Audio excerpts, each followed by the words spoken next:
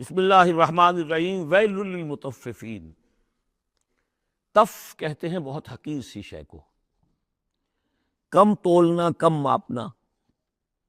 کتنا فرق ڈال لے گا آدمی، 2 تولہ 4 تولہ، ایک سر جو ہے اس میں اتنا ہی کرے گا، کیا کرے گا؟ اتنی حقیر سی شے سے اپنا ایمان فروخت کر رہا ہے۔ تباہی ہے، بربادی ہے، ہلاکت ہے، ویل ہے، جہنم کی بدترین وادی ہے ان کے لیے جو کمی ڈالتے ہیں۔ مطففین الذین اذا اکتالوا علی الناس یستوفون، وہ کہ جب لوگوں سے ناپ کر لیتے ہیں تو پورا لیتے ہیں۔ وَإِذَا كَالُوهُمْ، اور جب ناپ کر انہیں دیتے ہیں، او وزنوہم، یا وزن کر کے انہیں دیتے ہیں، یخسرون، تو کمی کر دیتے ہیں۔ یہ جو ہاتھ کی تھوڑی سی جنبش ہے، یہ کیا بتا رہی ہے؟ یا تو اسے یہ خیال نہیں ہے کہ اللہ مجھے دیکھ رہا ہے، یا اسے یہ خیال ہے کہ موت کے بعد جی اٹھنا نہیں ہے۔ سیدھی سیدھی بات ہے، 2 میں تیسری سوال کیا ہوگا؟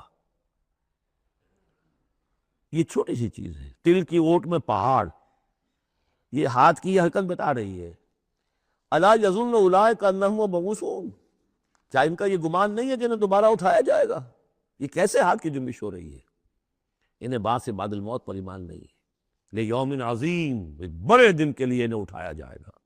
یوم یقوم الناس لرب العالمین، جس دن کے لوگ کھڑے ہوں گے تمام جہانوں کے رب کے سامنے۔ کلا ان کتاب الفجار لفی سجین، کوئی نہیں، فاجروں، فاسقوں، گناہگاروں کی کتاب یا اعمال نامہ سجین میں ہوگا۔ عام طور پر سب نے یہی بات سمجھی ہے، اعمال نامہ، کافروں کا اعمال نامہ سجین میں، اہل ایمان کا اعمال نامہ علیین میں۔ بہرحال میں اس معاملے میں نے جرأت کی ہے، جسارت کی ہے، یہ میرے سمجھ میں نہیں آیا کہ اعمال نامے کے اعتبار سے یہ فرق نہیں ہے، تو نتیجہ جو سامنے آیا وہ یہ ہے۔ اصل میں جو روح اللہ تعالیٰ نے ہمیں دی ہے، ہمارے اعمال کے اس پر اثرات مترتب ہو رہے ہیں۔ وہی روح ہے، اس کے اوپر وہ سارے اثرات ہیں کہ جیسے ٹیپ کے اس فیتے کے اوپر میری ساری تقریر جو ہے وہ نقش ہو رہی ہے۔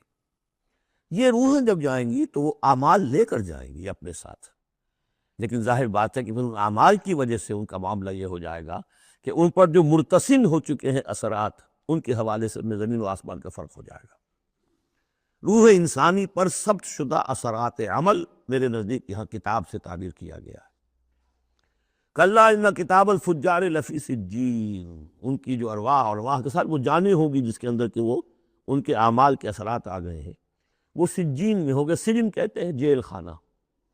تو یوں سمجھیے کہ ایک محافظ خانہ ہوتا ہے ڈپٹی کمشنر کے دفتر میں، جہاں بڑے پرانی فائلیں جمع ہوتی ہیں، تو سجین وہ بھی محافظ خانہ جیل کی طرح ہوتا ہے، اس میں بھی سلاخیں لگی ہوتی ہیں۔ وما ادراک ما سجین، اور کیا تم نے سمجھا سجین کیا ہے؟ کتاب مرقوم، لکھا ہوا ہے، ایک کتاب ہے لکھی ہوئی۔ یعنی اصل میں وہ پوری جان اور وہ روح جو ہے جس کا کہ ایک مشترک بلغوبہ لے کر فرشتہ جا رہا ہے، اسی میں ان کے تمام اعمال کے اثرات ثبت ہیں۔ کتاب مرقوم ویل یومئذ للمکذبین، تباہی اور ہلاکی اور بربادی ہے اس دن جھٹلانے والوں کے لیے۔ الذین یکذبون بیوم الدین، جو جھٹلا رہے ہیں جزا و سزا کے دن کو۔ وما یکذب بہ الا کل معتد اثیم، اور نہیں جھٹلاتا اس دن کو مگر وہی کہ جو معتد ہے، حد سے تجاوز کرنے والا اور گناہگار ہے۔ وہ فیس نہیں کرنا چاہتا۔ وہ جو میں نے مثال آپ کو دی ہے بہترین، کہ کبوتر جو ہے بلی کو دیکھنا نہیں چاہتا۔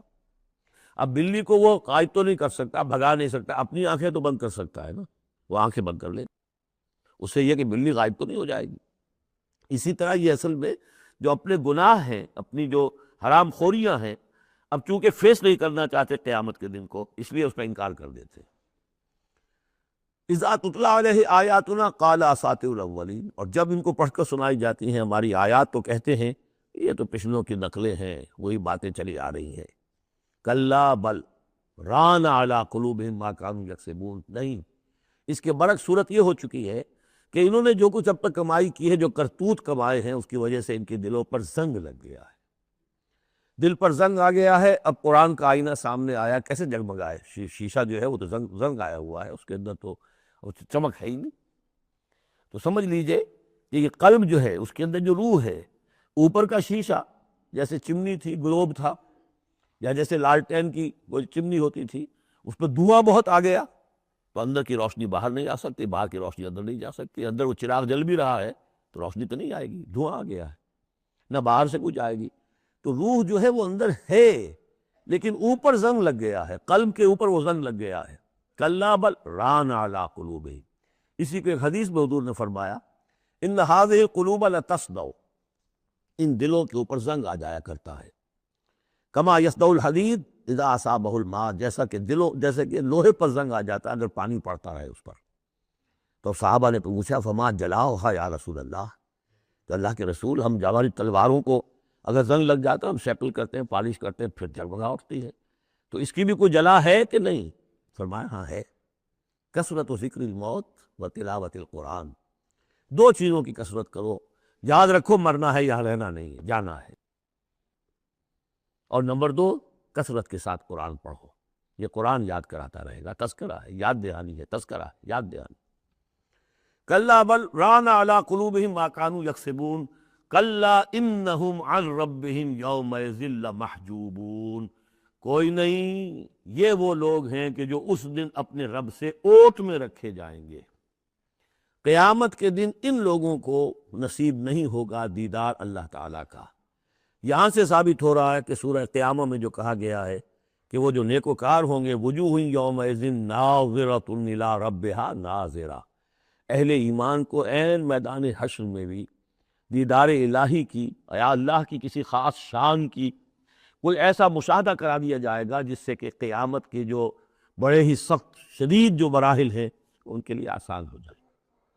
میرے نزدیک جو بھی ہمارے عام مفسرین کی رائے ہے وہی میرے نزدیک درست ہے کہ اہل ایمان کے لیے میدان حشر میں بھی اللہ تعالیٰ کا دیدار ہے، لیکن یہ لوگ جو ہے اسی پر جب کہ یہ بھی کھڑے ہوں گے یہ نہیں دیکھ سکیں گے۔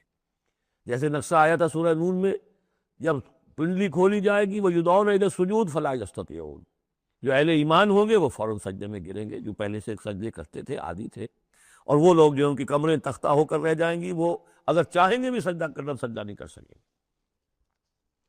کلا انہم عن ربہم یومئذ لمحجوبون ثم انہم لصالو الجحیم، پھر انہیں جھونک دیا جائے گا دوزخ میں۔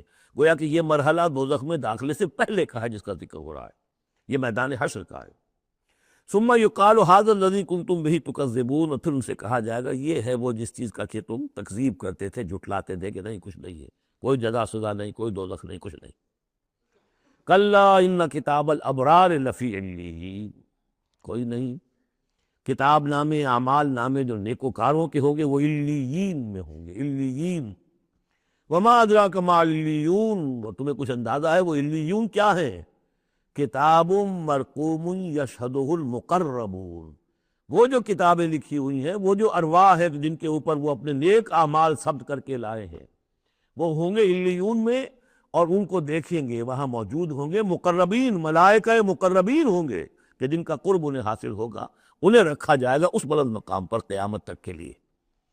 ان الابرار لفی نعیم، یقیناً نیکوکار نعمتوں میں ہوں گے، علی الارائک ینظرون، تختوں پر بیٹھے ہوئے دیکھ رہے ہوں گے، تعرف فی وجوہہم نظرۃ النعیم، تم دیکھو گے ان کے چہروں کے اندر تر و تازگی کی علامات ہیں۔ کوئی اچھی نعمتوں کے اندر ناز و نعم میں پلا ہو اس کا چہرہ کچھ اور ہوگا، جو بیچارہ آدھی پردی روٹی کھا رہا ہو، غذا پوری نہ مل رہی ہو تو اس کا چہرہ اترا ہوا ہوگا۔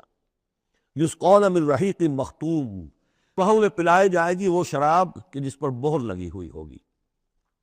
یہاں سے نام اخذ کیا ہے سیرت کی ایک کتاب جو لکھی ہے ہندوستان کے ایک اہل حدیث عالم دین نے، صفی الرحمن مبارک پوری، اور کتاب بہت عمدہ ہے، اس پر انہیں ایوارڈ بھی ملا ہے، شاہ فیصل ایوارڈ، اس اعتبار سے کہ واقعتاً احادیث کے حوالے سے سیرت، اور لیکن بہت ہی عمدہ اس میں سمجھتا ہوں کہ ترتیب ہے، رحیق مختوم، اب اس کا انگریزی میں ترجمہ بھی ہو گیا ہے۔